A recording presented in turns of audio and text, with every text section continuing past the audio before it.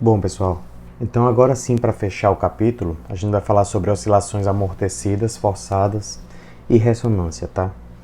Então, o que é uma oscilação primeiro? Retornando às primeiras aulas, uma oscilação é um sistema que oscila em torno do ponto de equilíbrio. Então, ele modifica a sua posição, por exemplo, em torno do seu ponto de equilíbrio. Ora, se não houver nenhuma força que atua nesse sistema para diminuir essa oscilação tende a permanecer até o infinito. Então, esse, a princípio, não parecem sistemas que a gente encontra no nosso dia a dia, na nossa vida real, né? Esses sistemas que acontecem no nosso dia a dia, eles são, em geral, amortecidos. Então, o que é um sistema amortecido? Pegando essa imagem aqui, uma oscilação amortecida, ela é uma oscilação que você inicia essa oscilação e ela tende a diminuir ao longo do tempo até cessar completamente e ficar no seu ponto de equilíbrio. Então, um exemplo grande é um sino, tá? Um sino ou um badalo, como a gente chama, né? Então, o que é isso? É um sistema que oscila em torno do seu ponto de equilíbrio, tá? E ao oscilar, você colide duas partes de metal e elas ecoam um som. Ora, por causa das forças de amortecimento, então aí você tem resistência do ar, você tem a força dissipatória do som, você tem a força dissipatória do calor, porque quando você tem um choque dos metais, eles aquecem. Então esse sistema ele tende a diminuir com o tempo a sua frequência angular e a sua amplitude, até que o movimento cessa, tá? Então, nesse caso, o que a gente vai fazer aqui é comparar o movimento com a força da força elástica, tá? Submetido a uma força elástica, com o movimento submetido a a resistência do ar. Então, lá da física 1, a gente sabe que a força de resistência do ar é menos BV, certo? Onde V é a velocidade do corpo, quanto maior a velocidade, maior a resistência do ar, isso a gente já sabe, tá? Então, esse é um ponto bem importante, porque a princípio, por exemplo, quando você tem um carro de Fórmula 1 ou um avião, você tem que se preocupar muito com o formato desses corpos, porque eles atingem velocidades altíssimas. E quanto mais a velocidade, maior tende a ser a resistência do ar contrária ao movimento, tá? E depende também de uma constante, que essa constante depende do formato do corpo, tá? Então essa constante é o que a gente está chamando aqui, ó, de constante de amortecimento. Pois bem, então a gente sabe que Vx é dx dt, então a gente vai pegar aqui e a gente vai ver que o somatório de forças que atua no corpo vai ser a soma vetorial, né? Como elas duas são forças restauradoras, então elas têm o contrárias ao movimento sempre, né? Então elas têm o sinal negativo aqui, tá? Então vai ser menos Kx, que é a força elástica do sistema, menos Bv, que é a força de resistência do ar. Mas o somatório de todas as forças é massa vezes aceleração, certo?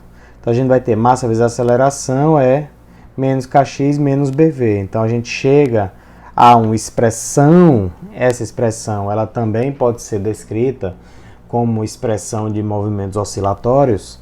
Ela vai ser m d2x dt2, que é a aceleração, certo? A derivada segunda do espaço em função do tempo, é igual a menos b dx dt menos kx. Então é uma expressão bastante importante, certo? Para a gente estudar os movimentos oscilatórios. Tá bom? Então essa expressão aqui é importante a gente ter na memória. Daqui a gente também tira algumas coisas. A gente sabe que a função posição dos sistemas oscilatórios é a cosseno de ômega t mais φ, certo? A gente viu isso nas primeiras aulas. Aqui existe isso daqui é para oscilações não amortecidas, tá? Nas oscilações amortecidas a gente vai ter o quê? A gente vai ter que existe um termo aqui, ó, de amortecimento que vale E elevado a menos B sobre 2M vezes t, certo? Então, esse termo aí, ele é bem importante para as oscilações amortecidas. Quanto maior o B, e aí a gente vai ter uma expressão importante aqui, quanto maior o B, se o B for maior, isso significa que a constante de amortecimento é maior, logo esse sistema ele vai oscilar menos, tá? Então, se a gente considerar, deixa eu ver se tem um gráfico aqui, acho que não tem. Se a gente considerar um sistema oscilatório sem amortecimento, qual vai ser a característica desse movimento? Ela vai ser assim, certo? Em torno do seu ponto de equilíbrio e ela vai oscilar para todo sempre, certo? Pois bem, se a gente considerar um sistema que oscila com B pequeno, ou seja, com a constante de amortecimento pequeno, esse sistema ele ainda vai oscilar por um determinado tempo, mas ele vai diminuindo a oscilação até que com o tempo ele tende a zero, tá? Então isso para B pequeno. Agora, se o B for grande, né, se a constante de amortecimento for grande, esse corpo ele tende a oscilar e logo em seguida ele já atinge o ponto de equilíbrio. Por quê? Porque você tem um amortecimento muito maior. Então ele tende a voltar ao seu ponto de equilíbrio muito mais rapidamente. Então é isso que tem aqui nesse gráfico, tá? Diferentes valores de B, certo? Então B pequeno, B um pouco maior, etc. E o B aumentando, até que ele chega aqui no B igual a 2 raiz de K sobre M e o sistema mal oscila, tá? Então, é uma pequena oscilaçãozinha, certo?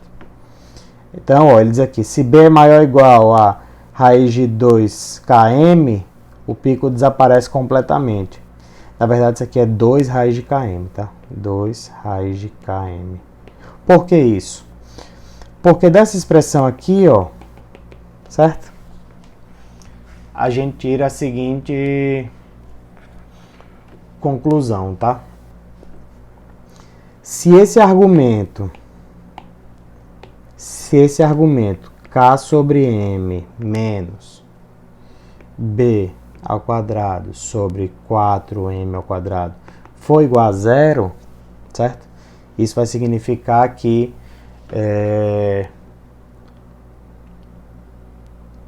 essa frequência angular ela vai ser muito pequena, tendendo a zero também, tá? Nesse caso, B, para esse valor aqui, tá? B vai ser,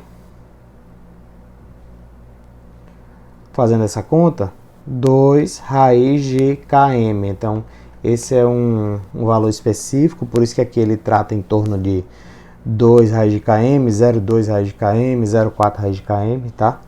E aí, quando ele é maior ou igual a 2 raiz de km, você não tem pico de oscilação. Então, essa oscilação ela inicia e já vai para zero. A gente também vai procurar algumas simulações que mostram isso na prática, tá? Também. E para fechar, a gente vai falar sobre ressonância. Isso aqui é uma coisa muito importante que para os meteorologistas, para os engenheiros civis, para todos os engenheiros da turma, tá? Que são todos vão terminar os cursos de engenharia ou meteorologia, porque tem uma aplicação tácita nisso. Então, o que é a ressonância, né? O fenômeno da ressonância ou oscilações forçadas. Então, a ressonância ela é um fenômeno que ocorre quando existe um pico de amplitude provocado por uma força cuja frequência está próxima à frequência de oscilação natural do sistema. Então, antes de falar sobre essa figura, o que acontece com o balanço, por exemplo, com o pêndulo simples, né? Suponha que eu tenho aqui uma madeira e eu tenho um balanço aqui, tá? Certo?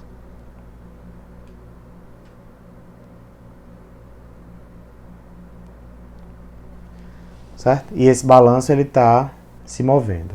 Tem uma pessoa aqui, um bonequinho, né? Que está empurrando esse balanço, né? Ora, o que esse bonequinho ele tem que fazer para que a criança que está brincando aqui, ela se divirta mais. Ela tem que empurrar para que esse pêndulo tenha uma amplitude maior, tá? Certo? Certo? Quanto maior a amplitude, mais divertida é a brincadeira. Vamos colocar nesses termos, né? Ora, mas para isso, o que ele tem que fazer? Existe uma frequência natural de oscilação do sistema, que é o que ele está dizendo aqui, tá? Uma frequência de oscilação natural do sistema. O que era essa frequência natural de oscilação do sistema, professor? Ela depende do comprimento dessa corda, tá? Certo? E depende da gravidade também, que é isso aqui, né? Que a gente falou bem no iniciozinho. Deixa eu ver. Na aula passada, né? Perdão, não foi agora não. É porque eu gravei as duas na sequência. Mas a frequência de oscilação natural do sistema, ela depende de quê? De G, raiz de G sobre L. Ora, nesse caso, o que a gente vai ter aqui? Aqui, né? A gente vai ter o seguinte. É simples notar que essa frequência natural desse sistema, ela depende de raiz de G sobre L, tá? Algo proporcional a G sobre L. Raiz de G sobre L. Nesse caso, quanto maior o L ou menor o L, maior ou menor são as frequências de oscilação naturais. Então, o que essa pessoa aqui, que está empurrando, o amiguinho dele, tem que fazer? Ele tem que empurrar e esperar o pêndulo ou o balanço ir lá na frente e voltar. Quando ele voltar, é que ele empurra novamente, tá? Então, isso tem um período determinado para isso acontecer. Ora, se ele empurrar e ele for andar para frente para tentar empurrar lá na frente, o que vai acontecer? Ele vai colidir e vai causar um acidente. Então, o que ele tem que fazer? Ele tem que empurrar e o pêndulo vai lá na frente, ele tem que esperar o tempo necessário para ele empurrar novamente, certo? E esse tempo, ele é proporcional apenas a G sobre L, não depende da massa, tá? Então, esse é um ponto bem importante. Ah, professor, mas se ele tiver uma amplitude maior, ele vai ter um tempo maior ou menor. Não, tá? A frequência vai ser a mesma e nesse caso o que vai acontecer é ele vai adquirir uma amplitude maior, mas a oscilação ela vai ter a mesma característica, a mesma frequência angular, tá? Então, voltando para a história do balanço, você precisa, quando você for empurrar alguém em um balanço, você precisa esperar o balanço ir lá na frente e voltar, tá? Isso tem a ver com a frequência de ressonância, tá? Ou frequência de oscilação natural do sistema. Então, essa imagem aqui é uma imagem muito importante, tá? Como é ela? Aqui fala, ó, em 1985, houve um grande terremoto no México, tá? E nesse terremoto aconteceu algo inusitado. O que aconteceu? Existiam 3 prédios, um ao lado do outro, tá? Um maior, um menor, temos 2 menores aqui, tá? E um intermediário, que é esse prédio aqui.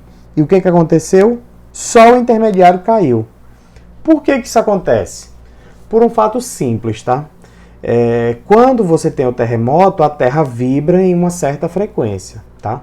E essa frequência, ela atingiu a frequência de oscilação natural do sistema, que nesse caso era a frequência de oscilação natural do prédio devido ao tamanho dele, devido à altura dele. Então, o que aconteceu?